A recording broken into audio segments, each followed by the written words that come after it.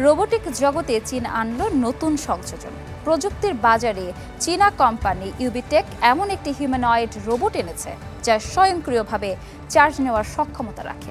ফলে বিরামহীন কাজ করার ক্ষেত্রে অন্য যে কোনো রোবটের চেয়ে এগিয়ে থাকবে, এটি দাবি ইউবিটেকের।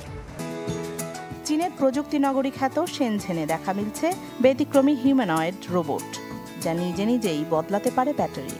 প্রযুক্তি বিশ্বের বাজারে প্রথমবারের মতো এমন রোবটকে পরিচিত করে দিয়েছে চীনা কোম্পানি ইউবিটেক।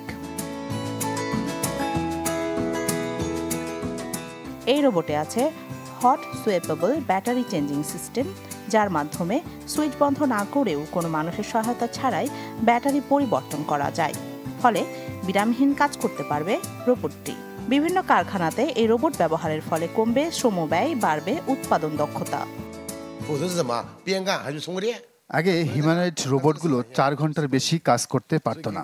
ব্যাটারি পরিবর্তনের সক্ষম হওয়ায় এখন বিরামহীন সার্ভিস দিতে পারবে তারা, যার ফলে কারখানাগুলোর আদর্শ যন্ত্রে পরিণত হতে পারে এসব রোবট।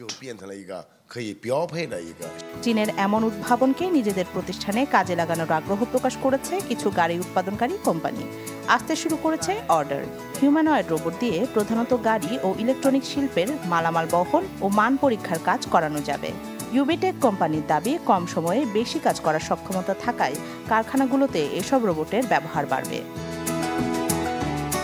শিল্প বিশ্লেষকদের মতে, উৎপাদন খাত দিয়ে শুরু হলেও ভবিষ্যতে সেবামূলক ও গৃহস্থালির কাজেও ভূমিকা রাখবে এসব রোবট।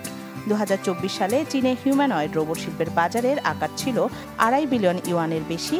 2029 সালের মধ্যে যা বৃদ্ধি পেয়ে বাড়বে 75 বিলিয়ন ইউয়ানে। রাখি জেসমিন, চ্যানেল 24।